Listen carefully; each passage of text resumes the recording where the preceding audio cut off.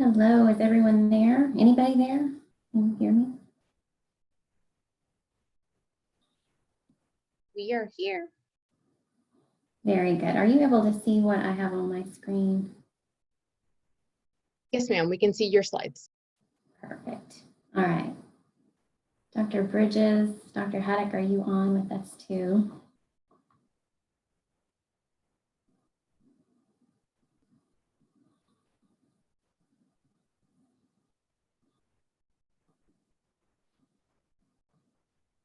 Sorry, everyone. I know the technology tax of these presentations is a little rough moving around. Dr. Bridges, I see you. I can't hear you. Are you on?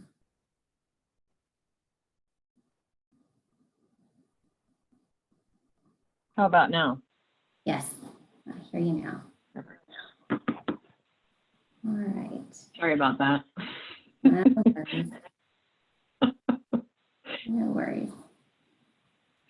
All I right. kind of feel like those of us who are old hands at this should, or at least I should speak for myself. I probably should be able to do this a little bit better, huh? Yeah, well, you and me both. That was my thought exactly. And I thought I saw Dr. Haddock join as well. I see her. Are you on?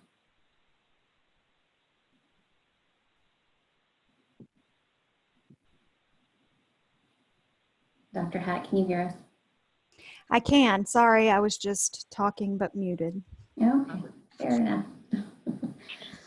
Well, I want to thank everyone for taking some time out of your days to join us for this presentation.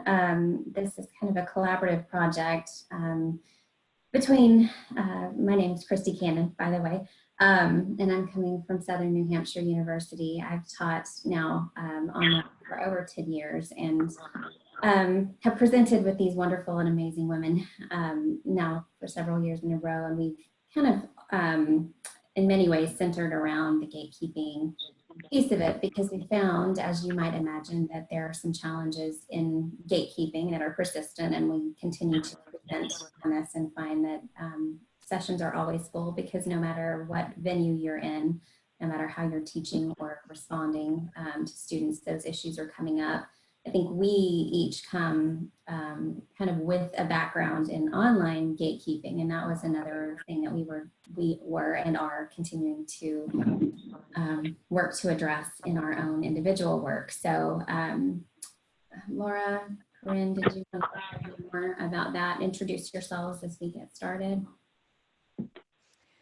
I'm Laura Haddock, and I have worked pretty exclusively in online education now for, gosh, I don't know, 11 or 12 years. And one of my great interests is curriculum design and instruction, and what comes along with training counselors in this format is that there's some challenge when you need to remediate. So I've appreciated the opportunity to research and study this along the way. Yeah, and like Kristi said, and well, like Laura said, we all kind of have extensive experience in online education. I'm Corinne Bridges. I teach in a doctoral program primarily at Walden University, and so a lot of the issues I see are relative to research, and of course student behavior, right, professionalism. But fortunately, I've been able to work with both Laura and Kristi at a couple of institutions, so it's been a lot of fun, and I think we've put together some pretty good case studies to present to you and to walk you through some of these the decision-making model. So hopefully you'll enjoy that. Thank you both. And I think we both or all would say, certainly feel free along the way. If you have questions, type them in the chat. Don't hesitate to stop us and talk through this. That's kind of how we generally prefer to present. So the first thing we wanted to talk about was kind of getting you some orientation to why and how we chose this presentation and really where we're going. There are many, many gatekeeping issues in counselor education, and so we just decided to really center in this presentation on a few. So you see these noted here, starting with admissions, looking at some real unique challenges that come along when you have student mental health dysfunction and how you kind of factor that in. I think closely tied to that, when you have kind of some disparity, when you have a student that's performing well academically, but that it's really that dispositional or interpersonal competence that becomes challenging for sure. Certainly around academic integrity, I think for us in online, that's a unique challenge that we're faced with, and kind of how to manage that piece for sure. And then just an overall lack of professionalism. So again, these are not intended to be all encompassing. These are just some places that we're going to focus in on today specifically in moving forward. So we also wanted to start with really kind of grounding this in ethics and really presenting from an ethical decision-making model. I think the other thing that we have found ourselves challenged by is the fact that in counselor education, we have varied approaches. You know, every institution does this differently, and rightly so. That's kind of a necessary function, because everybody in every institution has different parameters and considerations. And yet, one of the things that I think I have felt myself challenged by is not really knowing, okay, here's a step, here's an integrated model, here's something that I can ground myself in and really feel like I'm comfortable in making some of these decisions along the way. And I think this is where our relationships have really been valuable, because there are many times I'll hop on the phone with Laura or even with Corinne and just say, okay, here's a interesting situation, what do I do? So as we were putting together this presentation, a lot of what we're going to talk about is grounding this in a model that is specific to counselor education. So when you see ethical decision-making models in the literature, you're often looking at those from the vantage point of a counselor. How do you make ethical decisions as a counselor for your client, and working through that, or, you know, from a supervisory perspective, perhaps even. But this really looks at it from counselor education and supervision, really looking at how do we address student issues while they are in our program. So bear that in mind, and we will kind of start off and kick off with some discussion around the ethics related to this. So as we have been preparing and giving consideration to where the pieces are that warrant the most attention, one thing that is critical for us is that we stay grounded in theoretical and pedagogical foundations for our work. And this is backed up by our code of ethics, which really reminds us that there's a frame for us to approach our work, and with consideration for accreditation, which always informs our both instruction, delivery, and assessment practices. Next slide. So in terms of particular codes, we pulled a few. In the F section, of course, client welfare, multicultural diversity, and gatekeeping and remediation.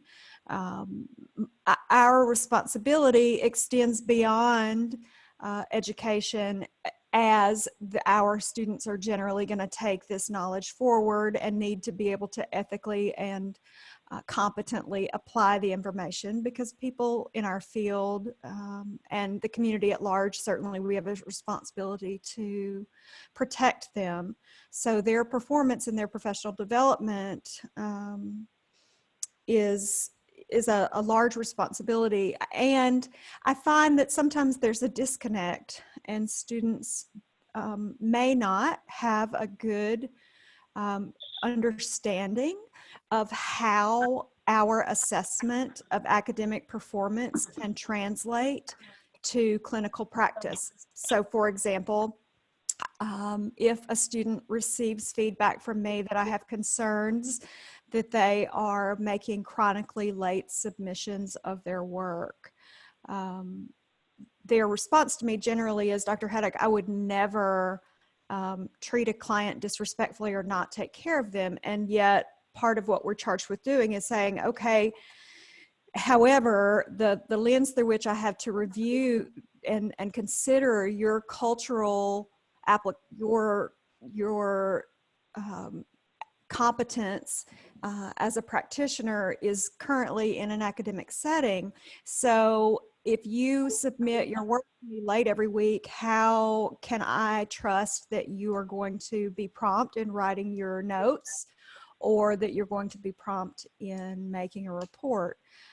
So these are the types of elements that we also have to make sure that the populations that we're working with, supervisees and or students, understand. Okay, next slide. So just a couple of more, ethical codes we want to talk about. Like Laura said, we're talking about educating students throughout the program, right? Throughout their training program. So in terms of evaluation, how we're evaluating them. So we need to make sure that we're very clear to the students before and throughout the program, and the levels of competency that are expected, right? Our appraisal methods, the timing of our evaluations, when they're coming for both the didactic and the clinical competencies. So we're going to provide the students with ongoing feedback regarding their performance throughout the program. And I think that's something that's a little difficult for students, because when they're entering the program, we're hitting them with all of this information, which can feel very overwhelming to them and can sometimes cause a fear-based response. And then they also sort of put it away. And if we aren't consistently providing that information throughout, then it's possible that when there are times that we do have to address those personal concerns that could have a potential to affect their professional competency, they may feel confused and not really understand what's going on, which isn't in the best interest of the student. Next slide. And of course, the big one, right? Limitations. So throughout that ongoing evaluation process that we were just talking about, comes that awareness and the need to address the inability of some of our students to achieve those counseling competencies. First, we have to assist them, right, in securing that remedial assistance when we deem it necessary. Second, we have to seek professional consultation, document the decisions to dismiss or refer our students for assistance. I know we have a really great process for that at my institution right now, which involves actually talking to students, having open and frank conversations with them about some of these professional disposition competency issues, and also referring them while you're going through the student concern or referral process. And then, of course, ensuring that students have recourse in a timely manner, right? Because they need to be able to address the decisions that are requiring them to seek that assistance or dismiss them, and then provide them with due process. Next slide. All right, so as we talked about before, we really were kind of looking at, hey, how do you do this? How do I do this? What do you think about this? And we looked into the research and found this collaborative and multi-perspective decision-making model, which is a lot to say in one breath. But we found it and really kind of reviewed it collectively and found that we valued it because it added a lot of dimension to, I think, processes we were already doing, but things we, again, could ground ourselves in as counselor educators, which became really important. So if you look at this model, it has actually, it's kind of a composite of 3 different existing models, starting with the feminist model for ethical decision-making. So the feminist model is really grounded. It's a 7-step model, similar to other ethical decision-making models you're likely to see. So you'll see some steps that look very similar. But of course, with feminist theory, we're always really looking at context, and we're trying to understand relational dynamics in the midst of decision-making. So that's really where this model gets nuanced and really where it adds some value. So there's always kind of that cognitive, what's the decision, what's the rational side of that, but there's also this relational piece that gets evaluated in cultural dynamics. So you're going to see that come out in what we're talking about in our own process.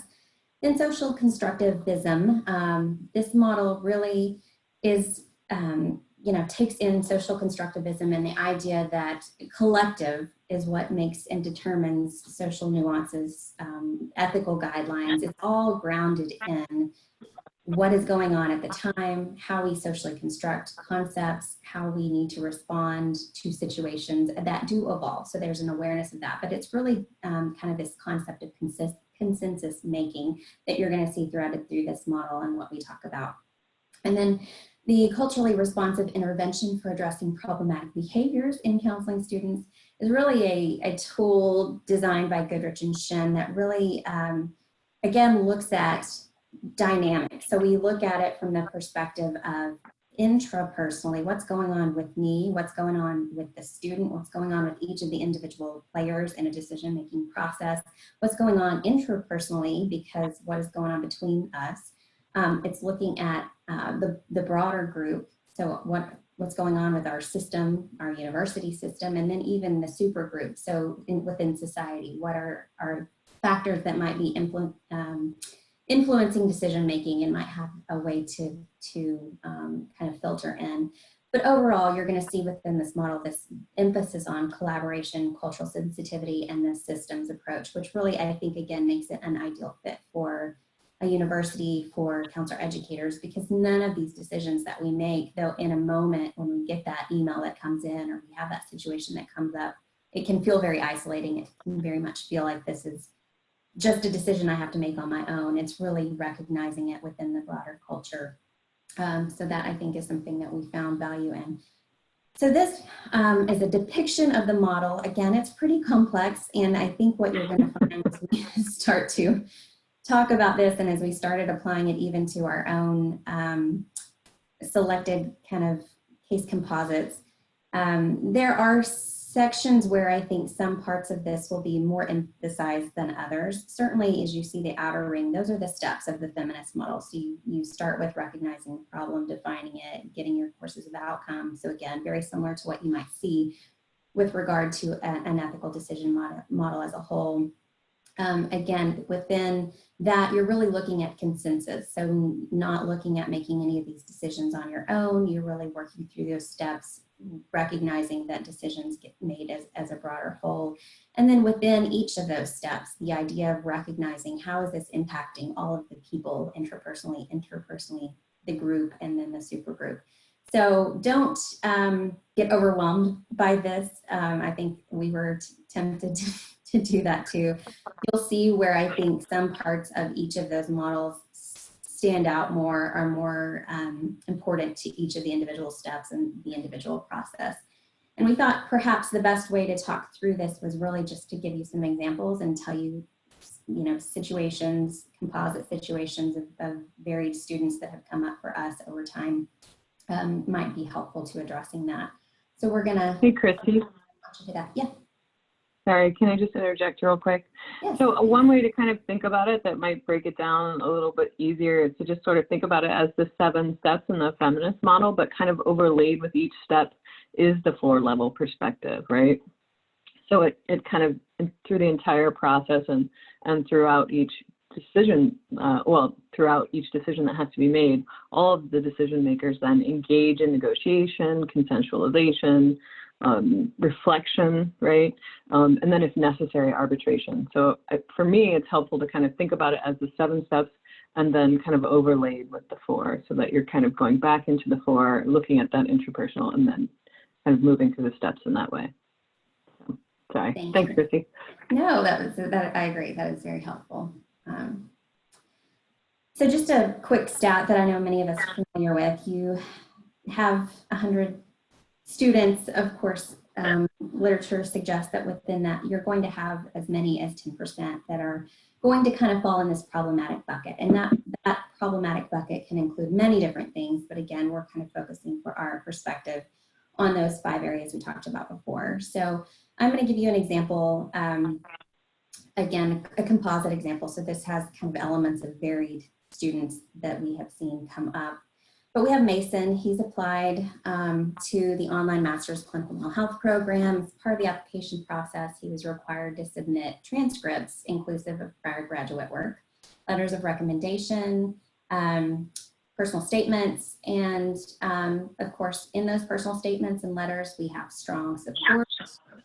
There were some writing errors, so this is something that kind of, is something to be mindful of as you're in a graduate program.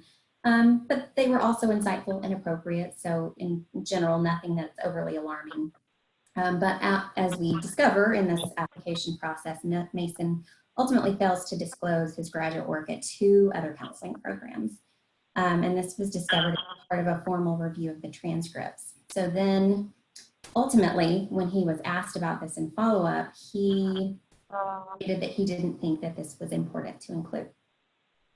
So we look at this again from that 7-step model, and I'll work us back to that just so we have that to build from. Or actually, let's go this way.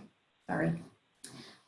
Recognizing a problem. So we knew pretty quickly as we discovered that this information was not shared, that there was the potential of a problem. So in this first step, again, it's really just trying to make a determination, is there a problem here? So at that level, we wanted to go back to Mason and say, okay, here's some information that we're finding this discrepancy. You did not disclose this information. And he just essentially said, you know what, it's a new program. I didn't think that I needed to tell you that. Even though he ultimately submitted the transcripts, he just didn't feel like it was important for him to share forward that or any of the circumstances around why and how he'd gotten that far. I will add that, again, Mason is a composite student, but in the real life example, one of the students had made it all the way to field experience at another institution and had ultimately stopped in that program and come over. So again, there's some level of concern there. Then we move into this place of defining the problem. And I would say within recognizing the problem, for me, it was at that stage, is this really an issue? Let me gather some additional information. And that's where the voice of the student is also really important. And that's really tied up in this model as well, that we want to recognize that anything that's going on with us as an institution, or me as an individual instructor, or a member of a leadership team, or whoever's making any decisions related to this, the student also has a voice in that process, and we want to give them that.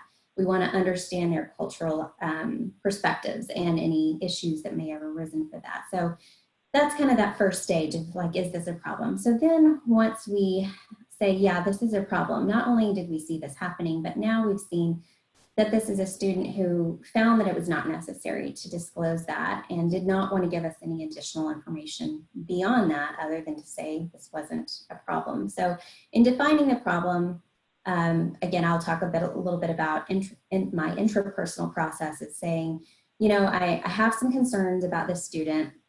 There was some level of potential deception there. That could have been because he just truly did not believe he needed to share that information. But also, you know, there's some greater need to understand why this has happened, why he's not sharing this forward, once we did do follow-up, why was this person not willing to speak to what the issues were. So that's really kind of became the crux of defining the problem. And we talked about it. So certainly it started off with me. Within our institution, we have a process where concerns like this are addressed in admissions where there are 2 team members reviewing. So discussion amongst the 2 team members talking about, you know, is this a problem? Yes, this is a problem. So we address that further within the committee. So 2 team members will review each applicant, and then the committee will make a decision. So it goes back to the committee. We ultimately say, okay, this is a problem. We have a student here who's not being forthright, who has not shared forward information. And really the bigger concern here is we know that they have a background in being in multiple programs. And what does that mean? Is that a dispositional issue? Is that an academic issue? So then we move forward to that determining potential courses of action. And this is where you just lay out any of the courses of action that you can take, for example. And there are no,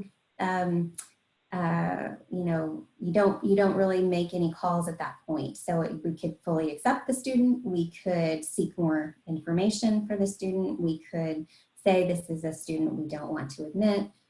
We could admit under certain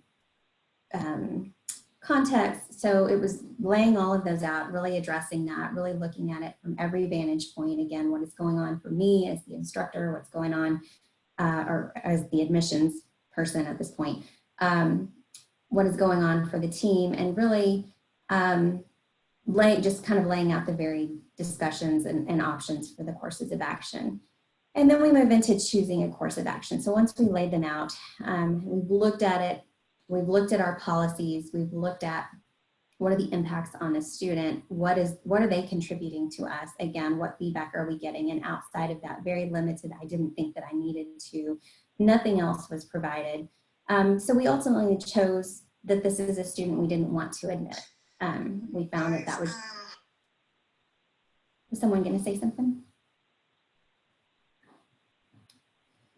So just ultimately decided this was not the right student for our program. We looked at it again, what's going on with regard to the student, what might be the case there, but also I think for us, the idea of it felt like there was a lot of risk, there was a lot of information we couldn't get. It didn't feel like we were setting the student up to be ultimately successful if we weren't able to get necessary information and ultimately let them in. So that was kind of the path we took in reviewing the process. That is kind of the step that you go to and you say, okay, how do I evaluate this from my institution? How do I look at this? Have we factored in all of the appropriate decisions? Have we made the right choice here? And then we implement. So in implementation, we ultimately told the student we were not going to accept him, and that, and in our case, our process is not to disclose a reason. You know, I will acknowledge that I'm somewhat challenged by that, because I do think in a process like this, it is helpful to allow some feedback, but I also know that there are legal issues and institutional concerns that factor into those at play. And I think that that's another piece that we always have to be mindful of. And I know, again, it's something that has impacted many of the decisions we've made is the institutional decision. So anyway, that is what happened. And then there's the continuation of reflection. So in this process, one of the things that we really found in our own failure as part of our admission process was that we were not asking enough of the right questions. That for students who are potential students who are applying, they are often going to answer what you ask them. And especially if there is a situation like this, where there may be some, you know, unfortunate issues that might have happened for them. It could have been, you know, life could have happened. You know, there are many reasons why someone might have been in this particular situation, and we did not build enough context for us to make an appropriate decision at the front end. We ended up having to go back to the student, and ultimately was going back to the student and getting some response, or really honestly lack thereof, that ultimately helped us to make the call and not choosing a course of action. But it did help us to make some changes, to recognize it is really important to have two people looking at this, because there were times that we would say, you know, I think maybe one or the other of us could make this decision. And sometimes when it's straightforward, it feels very obvious. And this model of two people doing the work doesn't feel necessary. But then you get to a case like this, and it becomes really important to have that collaboration and have a team that can really look at it and dissect it and have different perspectives and ask the questions and say, you know, this is someone who has potentially come from, you know, this background. This might be a concern that they had in disclosing this information. And so really it allowed us to flesh out and better and more improve our own application process to address some of these issues. I think one of the things that I would add here is that part of what this model has allowed us to also have is a great frame of reference for assessing our own processes. Because when it comes to defining the problem, that is often where there's some disparate positions. For example, our faculty has recently been having fairly extensive dialogue about the reuse of work if a student has made an unsuccessful attempt at a course. And part of what we've realized is the problem is in some ways about making a decision about students reusing work. The greater problem has been that there is a very large discrepancy, on the continuum of it's okay to it's not okay, that is what exists within our group. So what this model also fosters is the ability for the body of decision makers to also look at what are the most important elements that have come up. And I think that'll be further illustrated by the next example. Thank you, Laura. Speaking of. Yes. So Deborah, again, we've taken elements from a variety of examples, but for those of you who are in a program that has a residency, you won't be surprised. So Deborah is a current student enrolled in the clinical mental health program, and in her second term of enrollment, she goes to a face-to-face cohort training experience. And during one of the small group sessions in a breakout classroom with her cohort, she lashes out at her peer, expressing criticism of her peer's perspective and using a condescending tone. The students in the room, in the small group, in the class, expressed concern to the faculty instructor. They felt very disrespected by their peers' tone of voice and the aggressive attitude that she showed towards them. And the student that actually was on the receiving end of the verbal assault really didn't feel safe. So the faculty instructor pulled the student, Deborah, to the side and spoke with her, trying to promote a friendly and respectful reminder that it was important to treat everyone with dignity and respect, and that was not negotiable.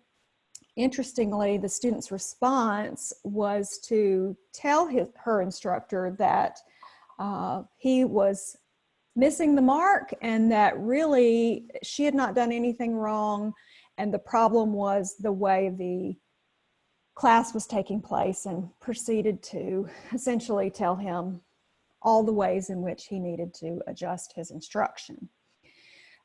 So if you look at this case study through the model and you begin with recognizing what the problem is, well, you have a variety of issues that are occurring simultaneously. You have a student who's behaving in a disrespectful and disruptive way in the classroom with her peers. You also have a student who is being non-responsive to feedback, not demonstrating a desire to receive feedback or motivation to grow and learn. And you have a time-limited instruction process that has huge implications for the way it can be successful, depending on how this all plays out. So choosing what problem was most imperative to address at the time really came into play here, because there were quite a number of issues. Determining a potential course of action in this case was complex, because you have it's a face-to-face experience that is going to return to a classroom setting in an online format.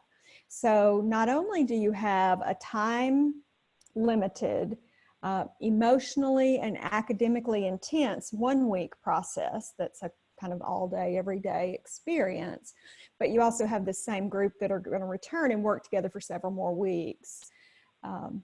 So choosing a course of action, first and foremost, is about how do we get through this week and have the students be able to take away the most from this experience and not have this disruption totally take any learning potential offline.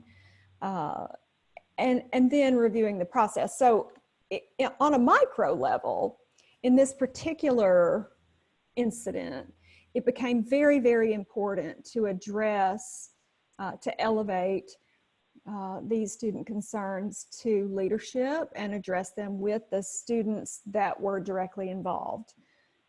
The student, as a matter of fact, was allowed to stay in the classroom, but did require multiple interactions in terms of keeping her on task and interacting.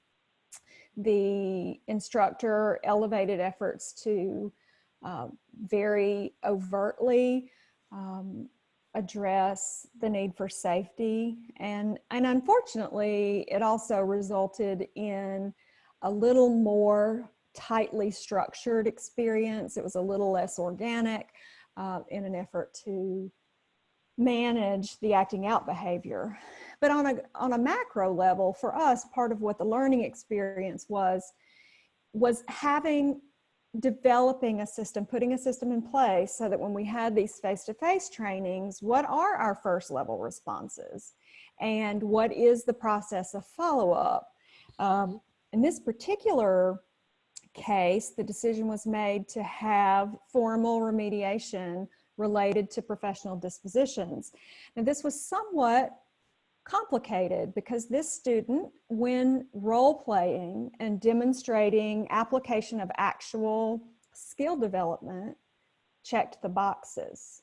She did not actually show deficits in her skill development. She did, however, consistently continue to show deficits in her professional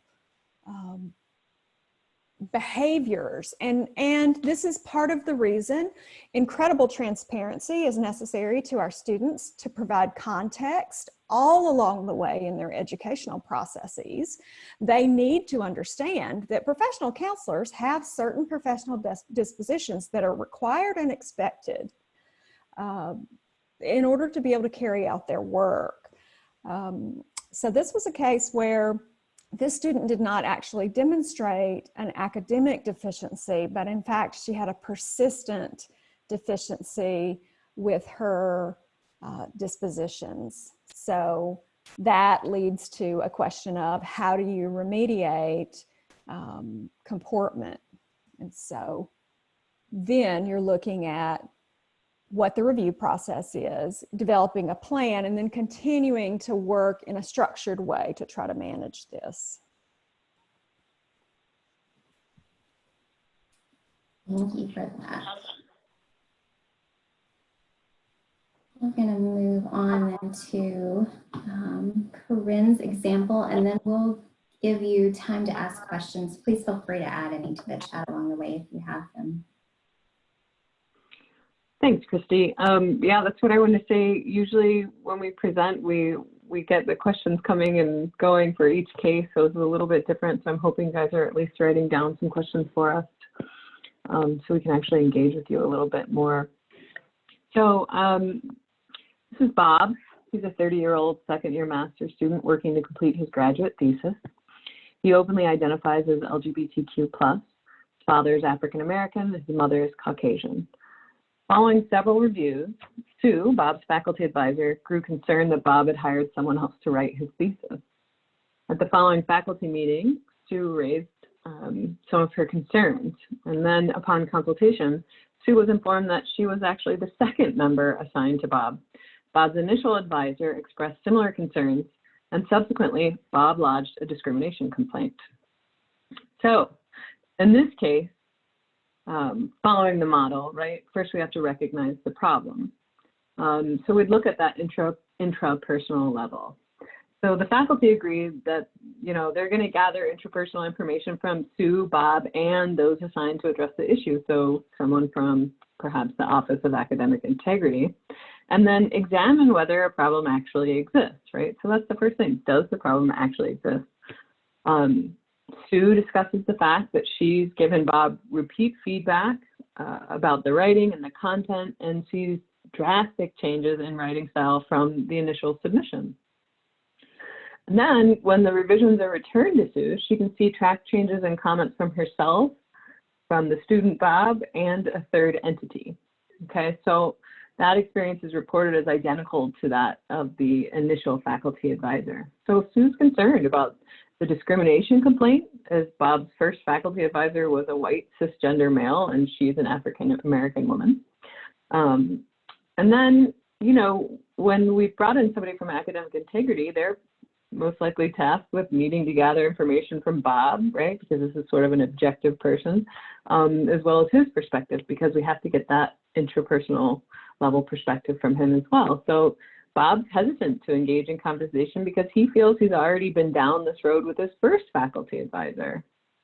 He feels like he he perceives the issue to be a result of faculty misunderstanding, misinterpretation, microaggressions due to his intersecting marginalized identity, right? So the academic integrity person, we'll call her Sarah for now, considers them the supergroup, right? So the counselor ed program in which Bob's enrolled is also an online institution with an extremely diverse student body of adult learners living nationwide in a range of cultural settings. Right, so this is what's going on in that interpersonal problem and recognizing the problem for each individual. So when you're looking at defining the problem, at the next faculty meeting, the academic integrity officer presents the information in comparison, and everyone sits together and considers the ACA Code of Ethics, right? Cultural relationships, the power differential, right? KCREP professional dispositions, and what that means. Okay, so they've decided that there is a problem and they've defined it. But then what do? Right? So they all need to get together and they actually have to offer ways to address the problem and then choose that course of action. So they could appoint Sue, the arbitrator or decision maker for the course of action, maybe perhaps this calls for a student development plan, right, to address some of the dispositional issues, considering maturity.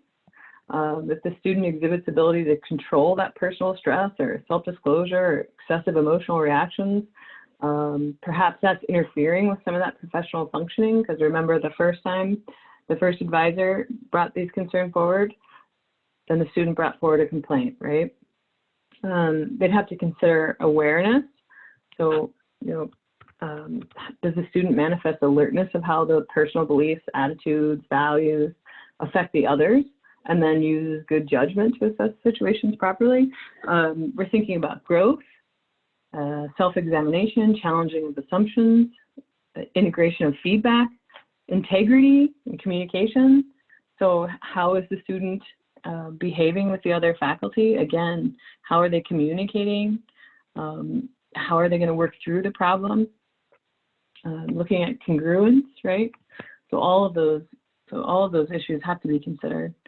And then they kind of have to go back in and review the process. So, when you get to step 5, everybody is still working together, right? Because remember that Kristi was talking about this is a very social constructivist ethical decision-making model, right? So we have to all collaborate in the decision-making process.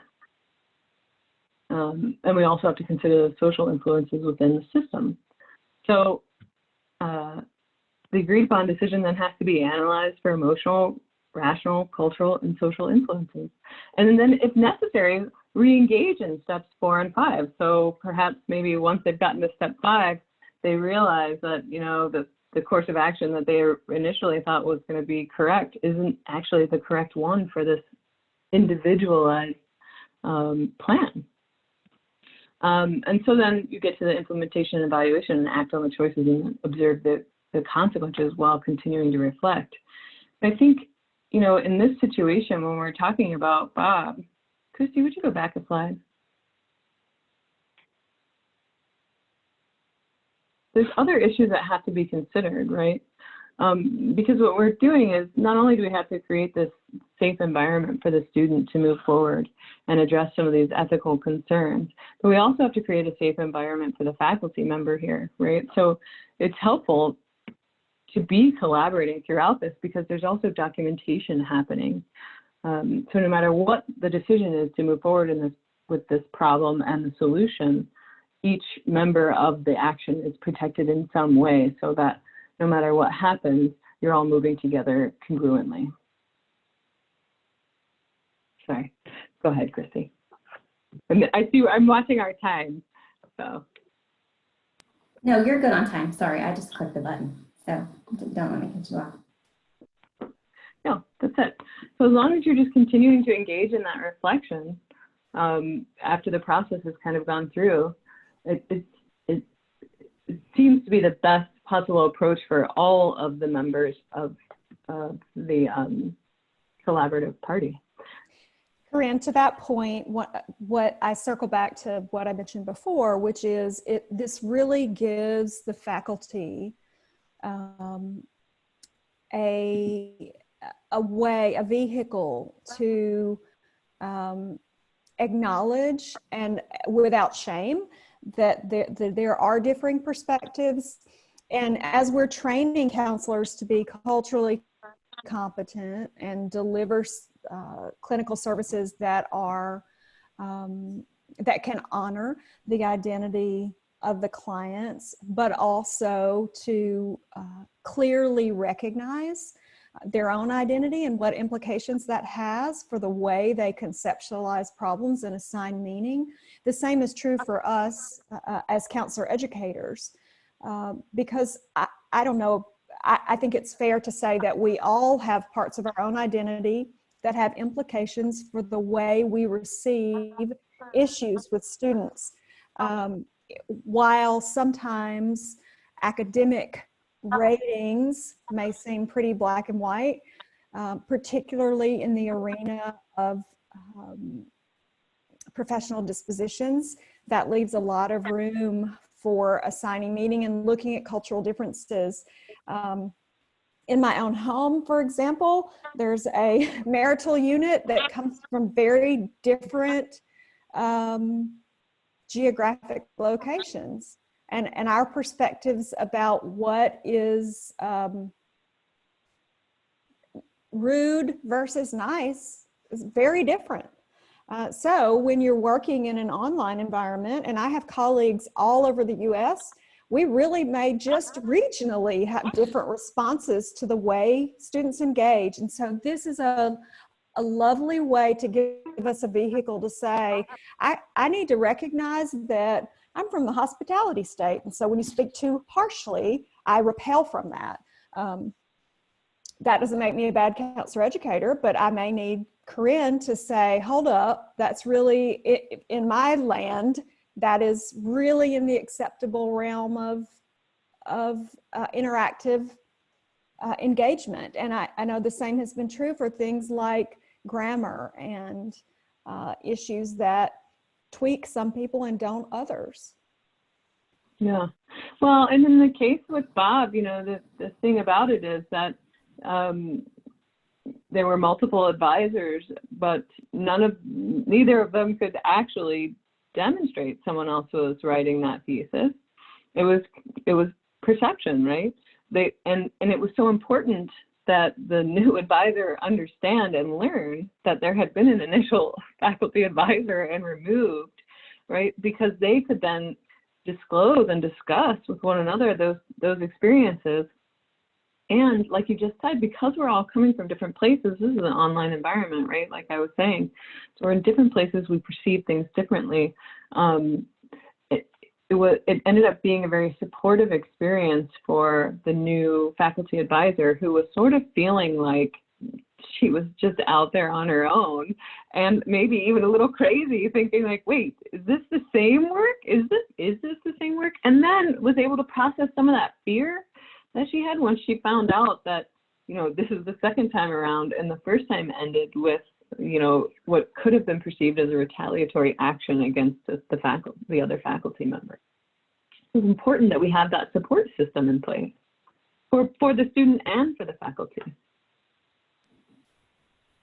Yeah, no, I will echo that. I think that I acknowledge my challenge in any of these circumstances is just feeling that interpersonal stuff first, and how do I manage that, and how do I not let that get in the way or bias me, and how can I receive and understand a student's same interpersonal or, you know, different interpersonal experience, and recognizing that has been really, I think, to me, the most significant value add just to my own process, and knowing that, and then the collaboration for sure. So just recognizing that these decisions don't get made in isolation, and the more that you can collaborate, and even if that means, and I think that this is bound to be true for everybody, that you have some institutional processes that are not supportive and or fly in the face of what we as counselor educators believe is an ethical requirement.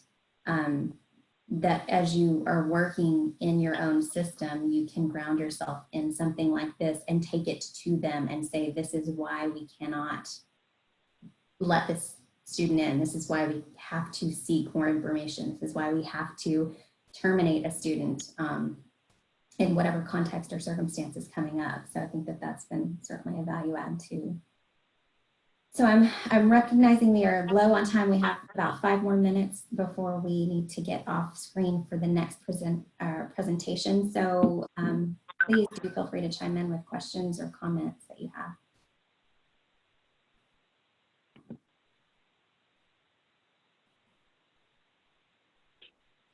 Yeah, it's a great comment. Kristen's talking about the not making it confrontation for a specific faculty member, which again, I think is really true. It can be very hard in that moment, again, especially when you first receive it, to just feel like, what am I going to do? How am I going to handle this?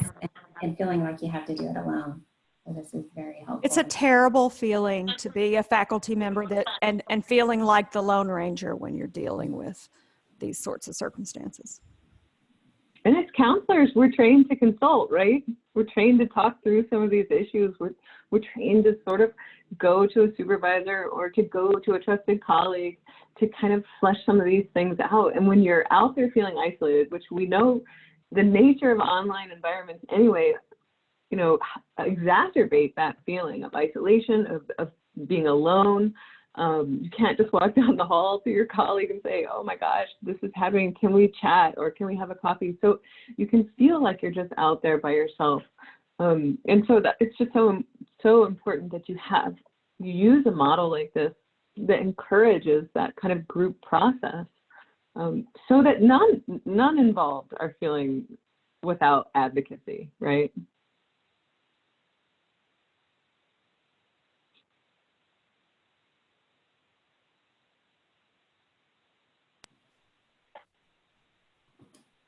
So Glenda asked, I'll let you, Corinne or Laura, jump on this and then I can add. Any thoughts on a student who both feels microaggressions from a professor, but also has acted disrespectfully and having to be the go-between? Kristi, are you sure you want us to take this? Because I'm thinking of your heifer example, which feels like a good field for you. It does. Yes. Okay. So yeah, I do have an example from my own experience where I was actually called a miserable heifer by a student. And I think, that balance is always there. That, and again, the thing I love about this is the reflection on there's an okay space to be where you're like, that hurts. And that is not pleasant. I don't want to be called that. And I don't, I'm challenged by that. And then having to be able to take that step back and say, what's going on? What are the circumstances for the student? And processing that. So certainly at the time, it was just I'm sure that was a moment I got Laura on the phone, speed dial, like, what happened here? And how do I address this? But so you really have to par that line of helping a student to understand that their experience and their frustrations are real, and their whatever barriers might feel in place for them, because this was specific to a field experience circumstance that they were not being able to move forward with, and they were very frustrated. And so I had to have some real empathy for that, but I think also recognizing that this becomes a place where you coach and you do some feedback to a student, and really helping a student understand why that's not appropriate and how you can't move through this field and life and feedback and supervisors and clients who are going to say things to you that you don't like, and yeah. in that regard. I would add to that being the go-between is a slippery slope of triangulation. And I would not knowingly agree to participate in that. I would, from a mentor position, coach the student how to appropriately and professionally address it with the source. It's a teachable moment, but I would not allow myself to be caught in the corner of being triangulated between the student and the instructor. I will say that in my remediation work, I very frequently find that our starting place is finger pointing. And I have a great deal of empathy for feeling as if you're in a double bind, that you are in, particularly for a student who has to be assessed by an instructor, and if they're feeling as if there's some microaggression happening, while that is certainly not okay, it is not, it's also, the student has the same responsibility to maintain professional integrity, although often they have a little more leeway at being allowed to take the opportunity to learn. Interestingly, I've also been a member of the remediation committee for a student who was lodging a complaint against me after failing a research course and calling me a closed-minded dictator, and that was because I wouldn't give her credit for her work. At any rate, it was very nice to feel as if the student was having space held for their concerns while simultaneously not being allowed to just blame the teacher.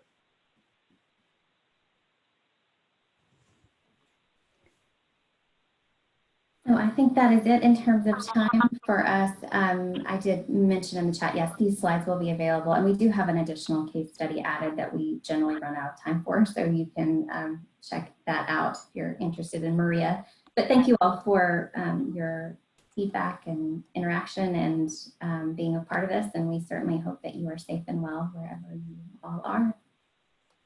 Kristi, can we just touch on this last comment real quick? I know we just have like 2 minutes. Sorry. Just I think this is so important when we're talking about boundary setting, right? Holding students accountable. Oops, sorry. It just popped, my chat just went away. Yes, and then this, I had a very similar, well, I think a similar experience in which I held a student accountable. I offered weekly meetings, individual meetings. To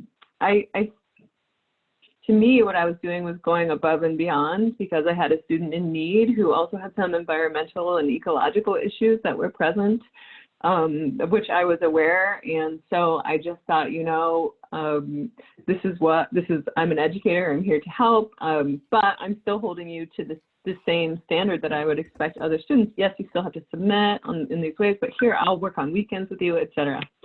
And then at the end of the term, I wouldn't basically help the student through. I wouldn't just pass the student based on the work submitted, because it didn't meet the expectations of the rubric. And so in the evaluation, it was actually the worst evaluation I've ever gotten, where the student just like ripped me up and down in it and didn't acknowledge the work we had been doing, but basically said, well, I liked her in the beginning of the quarter, but by the end, she was terrible. It was just like, wow, because I mean, you all know how important those evaluations are in our reviews. So that can be a really tough situation. Sorry, I just wanted to say that I don't think you're alone. Yes, and the formal complaints. Exactly. It's hard, and that's why we need the consultation process so much. That's why we need one another. So anyway, sorry, could the end it. I'm like, no, we'll just keep talking. Thanks, y'all. We appreciate you and your time. Yeah, thanks so much. Thank you.